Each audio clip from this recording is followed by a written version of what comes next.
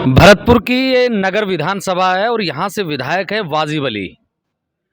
वाजिब भाई, चुनाव हो गया और रिजल्ट का आप सभी इंतजार कर रहे हैं। आप कांग्रेस पार्टी का टिकट लेके आ गए और आपके साथी संदीप यादव टिकट से महरूम रह गए। क्या कारण रहे ये? सबसे पहले तो ब्लैक एंड वाइट के सारे देखने वालों का शुक्रिया। धर्मेंद्र भाई, आपका शुक्रिया कनेक्ट करने के लिए। हम सब लोग एक साथ कांग्रेस में शामिल हुए थे और कांग्रेस सरकार को मजबूत किया और हमने अपनी विधानसभा में अच्छा काम भी किया। और फिर भी जब टिकट वितरण होता है तो पार्टियां बहुत सारी चीज़ें देखती है, विनेबिलिटी, कास्ट कम्बिनेशन, और तो कहीं ना कहीं पार्टी के पैमाने में शायद उनकी उपयोगिता उस वक्त विधानसभा के लिए नज़र नहीं आई। यही कारण रहा कि उन्हें टिकट नहीं मिल पाया, पर फिर भी उन्होंने मेहनत करी और पार्टी को मजबूत करने में पूरी कोशिश करी है। जो जिम्मेदारी पार्टी ने दी उन्होंने निभाई है। वाजिब भाई, कई वाजिब सवाल हैं जिनके मैं चाहूँगा कि आप वाजिब जवाब दें। सरकार ने एक पैमाना तय कर रखा है, या चुनाव आयोग की बात करें तो उसने पैमाना तय कर रखा है कि 40 लाख रुपए तक का खर्चा होगा चुनाव में। आपको लगता है कि 40 लाख रुपए में चुनाव खत्म हो जाता है किसी भी विधानसभा में, और आपने उससे कम किया या 40 लाख तक ही पहुंचे? देखिए, चुनाव लड़ने के लिए तो 40 लाख बहुत उपयुक्त रकम है, और लेकिन खर्चा ज़्यादा होता है तो ज़्यादा समर्थक भी करते हैं खर्चा। अब हमारे यहाँ हज़ारों लोग जो है कि गाड़ियों लेके घूम रहे हैं, हमारा प्रचार कर रहे हैं, तो डायरेक्ट हम उसको खर्चा नहीं करते। वो समर्थक बेचारे जो है अपने जेब से पैसा भी खर्च करते हैं, आते हैं, जाते हैं, घूमते हैं, प्रचार करते हैं, और पार्टी से मदद मिलती है। झंडे, बैनर, तो बहुत सारी सामग्री मिलती है। तो कैंडिडेट के लिए तो 40 लाख एक उपयुक्त रकम है, तो चुनाव हो जाता है। और भाई, एक सवाल ये कर लेता हूँ कि जैसे पिछली बार जब आप विधायक बने थे, फिर कांग्रेस में चले गए, जब आप सत्ता में होते हो तो ऐसा लगता है कि ये दौर हमेशा चलता रहेगा। फिर एक समय आता है कि दोबारा से टिकटों की भागदौड़ शुरू होती है, जनता के बीच में दोबारा से वोट पाने होते हैं। तो आपको क्या लगता है कि कोई भी नेता जो 5 साल के दौर को ये समझता है कि फॉरएवर चलेगा, पूरी ज़िंदगी भर चलेगा, उनको कौन-कौन सी ऐसी गलतियां हैं जो आपने की या नहीं की, या फिर उनसे सीख लेनी चाहिए? सबसे बड़ी जो ज़रूरत वो है जनता से संवाद, कनेक्ट। काम तो जो होते हैं उतने ही हो पाते हैं, हर आदमी काम करने की कोशिश करता है, और किसी भी नेता को नहीं समझना चाहिए कि वो फॉरएवर है। घूम फिर के जाना जनता के पास ही पड़ता है, और हमने पूरा इस बात का ध्यान रखा, जनता से अपना कनेक्ट बना के रखा, और आम जनता और हमारे बीच में कोई दूरियां या कोई मीडियोकर्स नहीं रहे। वही एक बहुत बड़ा रीज़न था कि आज पूरे क्षेत्र ने जो हमें प्यार और मोहब्बत दिए। तो निश्चित तौर पे ये एक प्रक्रिया है, और हर एक नेता को जो है, जो महत्वपूर्ण बात समझाऊँ या कुछ कमी जो हमसे भी रही, वो ज़्यादा से ज़्यादा कनेक्ट आपका जनता से होना चाहिए, आपका संवाद होना चाहिए, उनसे डिस्कशन होना चाहिए, उनके इश्यूज़ को आप सुनें, समझें और प्रयास करें अपना जितना हो पाता है। तो यही एक सूत्र है चुनाव जीतने का। वाजिब भाई, कितनी मुश्किलें होती हैं जब टिकट मांगते हैं, क्योंकि जैसे ही चुनाव खत्म हुआ है और चुनाव का परिणाम भी आएगा, दोबारा से अगर आप विधायक बनते हैं तो कौन सी ऐसी 3 गलतियां हैं जो आप नहीं करना चाहेंगे, जो इस दौर में, क्योंकि आप पहली बार विधायक बने थे और कई बार चीज़ें हो जाती हैं कि आपको पहली बार सत्ता मिले तो आप नशे में या वो सत्ता का जो मद है उसमें खो जाते हैं। कौन सी ऐसी 3 गलतियां हैं जो अब अगर वाजिब अली दोबारा से विधायक बनता है तो नहीं करेगा, और उनमें कोई दूसरे जो कैंडिडेट या दूसरे जो नए विधायक अब की बार बन के विधानसभा पहुंचेंगे वो भी सुने और समझें कि 5 साल बाद में जब जनता के पास में वापस जाओगे या पार्टी से टिकट वापस लेने जाओगे, मांगने जाओगे, तो गलतियां बड़ी सालती हैं, बड़ा दर्द होता है। देखिए, टिकट की जहाँ तक मैं बात करूँ तो मुझे तो टिकट लेने में कोई परेशानी आई नहीं, क्योंकि हम जनता के बीच में रहे और जनता की आवाज़ थी, और 5 साल हमने दबा के काम किया। तो निश्चित तौर पे टिकट का तो मेरे जो आदमी की लोकलिटी पे पकड़ होती है, और तो मुझे लगता है टिकट की तो कोई परेशानी अपनी विधानसभा में हमें तो हुई नहीं। दूसरी बात, 3 चीज़ों का आपने कहा जो ध्यान रखना चाहिए, तो पहली जो बात मैंने बताई कि जनता से आपका डायरेक्ट टच होना बहुत ज़रूरी होता है। दूसरा, अपने जो आपने काम किए हैं उनको जनता तक पहुंचाना, एहसास कराना भी बहुत ज़रूरी है। हमारे यहाँ जितने विकास कार्य हुए पिछले 50 साल में विधानसभा में नहीं हुए, पर फिर भी न जाने क्यों आज की जनता को जो है काम या उससे होने वाले लाभ का एहसास कम हो पाता है। तो निश्चित तौर पे जनता से संवाद रहे, और चाहे उसको प्रचार प्रसार आप कह लें, चाहे उसको क्लियर आप ये कह लें कि क्या आपके लिए काम हो से क्या इफेक्ट पड़ेगा। और तीसरा, मैं जो मानता हूँ कि आप आगे क्या करेंगे, जनता आपको क्यों चुने, आपके इश्यूज़ क्या रहेंगे, और आपके बास्केट में कितने सेब हैं, मतलब क्या कर सकते हैं आप जनता के लिए, उसका क्लियर विजन जनता को आप दें। हमने जो बात करी कि भाई देखिए हमारा ही 5 साल का कार्यकाल रहा, हमने ध्यान दिया अस्पताल पे, एजुकेशन पे, रिसोर्सेज पे, तो यही काम हम आगे कर सकते हैं, यही आता है।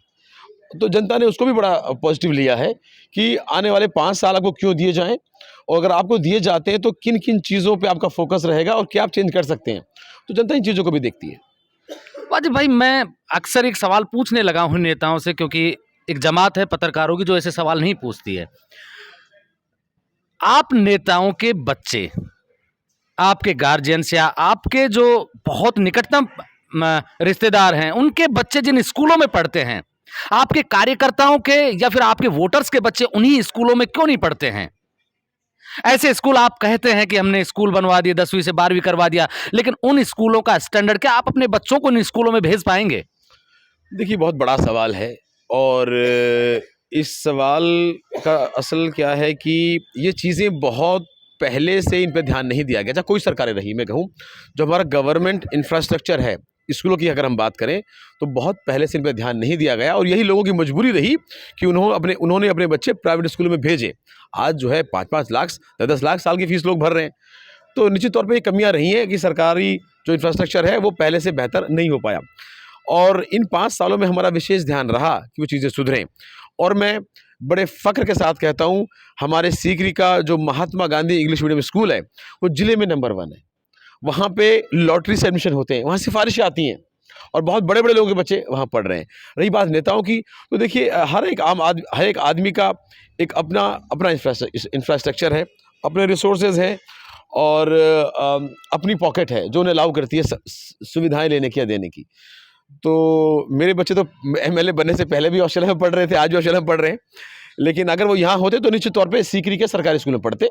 वो यहाँ है नहीं तो वो अलग बात है, लेकिन हमारी कोशिश यही रही कि कैसे एक आम आदमी को राहत मिले। और मैं गर्व के साथ कहता हूँ, पूरे राजस्थान में सबसे ज़्यादा स्कूल क्रमोन्नत हुए तो नगर विधानसभा में हुए। पूरे राजस्थान में नगर विधानसभा में 50, 70, 60 साल से जो स्कूल 5वीं के थे, आज वो 8वीं के हो पाए। तो कम से कम गांव के हमारे छोटे बच्चे या बहन बेटियां जो है गांव में 8वीं के पास तो देखिए शुरुआत तो हुई है। हम ये नहीं कहते कि चीज़ें बिल्कुल ठीक हो गई, अभी बहुत काम करने की ज़रूरत है, पर कम से कम पॉजिटिव शुरुआत तो हुई, जब से पहले नहीं हो पाई।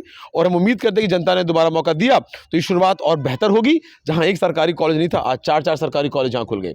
तो एजुकेशन के मामले में वाजिब भाई, आप कॉलेजों की गिनती तो बता रहे हैं कि 4 हो गए, उनमें स्टाफ का भी बता दीजिए ना, कितना स्टाफ है, कितने क्लासरूम हैं, कितनी उसमें लाइब्रेरी है, ग्राउंड है कि नहीं है, ये चीज़ें भी तो आप बताइए ना। बिल्कुल सही बात है। देखिए प्रोसेस क्या होता है भाई, पहले स्कूल कॉलेज अप्रूव होगा, उसके बाद वो स्वीकृत होगा, उसके बाद में पद स्वीकृत होंगे, उसके बाद उसकी बिल्डिंग को बजट मिलेगा, फिर बिल्डिंग 1.5-2 साल में तैयार होगी। तो निश्चित तौर पे एक प्रोसेस है। अब इसमें जितना टाइम लगेगा उतना तो लगेगा ही। डायरेक्ट बिल्डिंग बनाने के बाद कॉलेज कभी नहीं खुलते, लेकिन हमारे यहाँ जो है बिल्डिंगों पे काम चल रहा है। एक बिल्डिंग रेडी हो चुकी है, एक करीब 60% हो गई, एक की शुरुआत में 10% में हुई है। और टीचर्स की शॉर्टेज रही, लेकिन गवर्नमेंट ने वैकल्पिक व्यवस्था करी और टीचर्स अवेलेबल हुए। तो कहीं ना कहीं देखिए एक पॉजिटिव शुरुआत तो हुई। डायरेक्ट कॉलेज बन के स्टाफ आने के बाद नहीं होते, जो प्रोसीजर है वो फॉलो हुआ, पर जो 50 साल से नहीं हो पाया वो आज तो हुआ। एग्रीकल्चर कॉलेज हमारे यहाँ पूरे भरतपुर जिले में एक आधी मुश्किल से था, आज हमारी विधानसभा में 90 बीघा के अंदर एग्रीकल्चर कॉलेज बन रहा है। तो देखिए हम ये समझते हैं कि सरकारी व्यवस्थाएं सुधारने में टाइम लगेगा, लेकिन जितने रिसोर्सेज गवर्नमेंट के पास थे वो बेहतर इस्तेमाल हुए, और इनका रिजल्ट आने वाले कल में नजर आएगा।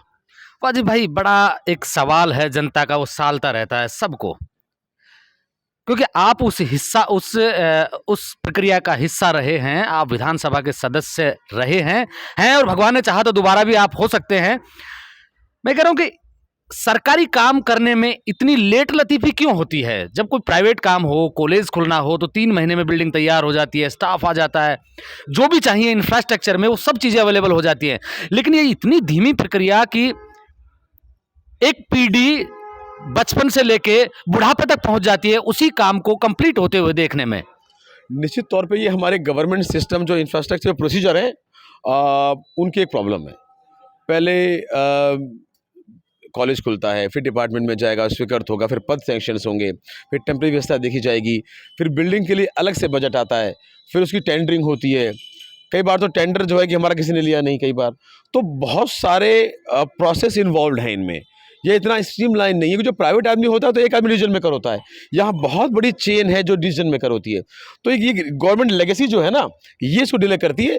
कहीं ना कहीं इन चीज़ों में रिफॉर्म आने चाहिए और ये बेहतर होनी चाहिए, इनके लिए पॉलिसीज़ में चेंज होना चाहिए। ये आपने बिल्कुल सही कहा कि सरकारी जो काम काज होते हैं इनमें डिले होते हैं, और मैं उम्मीद करता हूं कि आने वाले टाइम में इन चीज़ों पे गवर्नमेंट ध्यान दे और इस सरकारी काम काज की जो ये फाइलें हैं, पटवारी से ही चालू होगी, फिर गिरदावर पे जाएगी, फिर तहसीलदार पे जाएगी, एसडीएम पे जाएगी, फिर कलेक्टर पे जाएगी, फिर डिपार्टमेंट में जाएगी। तो कहीं ना कहीं जो हमारी लेयर सिस्टम है इसको बदलाव की ज़रूरत है और ये होना चाहिए। ऐसे कौन से 3 बदलाव हैं जो आप प्रशासनिक हिस्से में विधायक बनते हैं तो करेंगे, जो पिछली बार नहीं कर पाए आप चुनाव के दौरान? क्योंकि सब चीजें याद आती हैं। कहते हैं कि एग्जाम के दौरान हर वो दिन याद आता है जब आप क्रिकेट के ग्राउंड में टाइम पास कर रहे थे, जब आप दोस्तों के साथ में गप्पे लड़ा रहे थे। वो हर समय याद आता है जब आप एग्जाम हॉल में बैठे होते हैं, आपके पास सिर्फ 3 घंटे होते हैं, आपको पूरा पेपर सोल्व करना होता है। वही चीजें राजनीति में भी होती हैं। चुनाव लड़ा तो आपको क्या लगा कि कौन कौन सी ऐसी चीजें मिस कर गए बहुत प्रशासनिक हिस्से में? प्रशासनिक हिस्से में जो काम काजों की गति है इसको और बेहतर करना चाहिए, और इसमें मिस नहीं, मैं ये कहूँगा मैंने मिस किया, कोशिश हमने की, लेकिन जो नीयत आपकी है वही नीयत सारा इंफ्रास्ट्रक्चर की होनी चाहिए। बहुत सारे अधिकारियों की मानसिकता जो होती है बहुत अच्छी नहीं होती है। उन्हें गवर्नमेंट सैलरी मिल रही है, उन्हें कोई फर्क नहीं पड़ता, उन्हें कोई वोट नहीं लेने किसी से, और ना ही उन पर जिम्मेदारी है। एक तो जो गवर्नमेंट जो कर्मचारी हैं इनकी जवाबदेही तय हो कि कोई काम आपको दिया गया है तो वो हुआ है या नहीं हुआ है। फाइलें महीने महीने पड़ी रहती हैं, आपका कोई मुकदमा चल रहा है, तारीख पर तारीखें चल रही हैं उस पर। तो निश्चित तौर पर कहीं ना कहीं ये जो हमारा सिस्टम है इसकी जिम्मेदारी की ज़रूरत है, और टाइमलाइन होनी चाहिए किसी भी काम के लिए। आप रिजेक्ट करिए, आप ऑब्जेक्शन लगाइए, लेकिन कहीं ना कहीं ये तंत्र जो है ये बहुत हावी है, ब्यूरोक्रेसी जो है इसका सिस्टम जो है ये बहुत हावी है, और इसमें सुधार की ज़रूरत है। मैं नहीं मानता कि कोई बहुत बड़ी चूक इन 5 सालों में रही कामकाज करने में।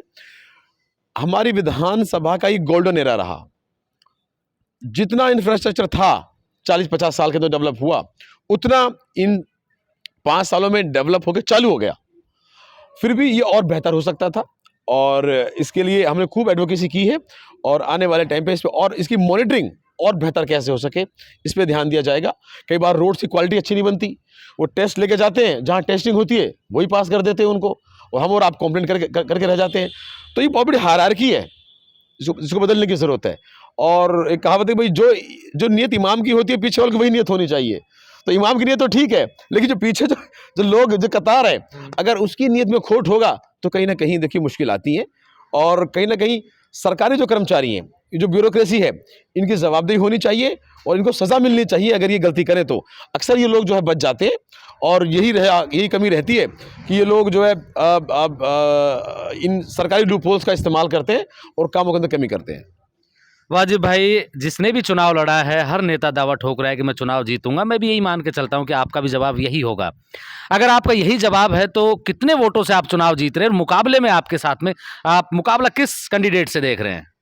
देखिए, हमारे यहाँ 3 प्रमुख कैंडिडेट हैं मुझे मिलाकर। एक बीजेपी से है और एक आज़ाद समाज पार्टी से, और मैं तो ये मानता हूँ कि तीनों का ही कड़ा मुकाबला है।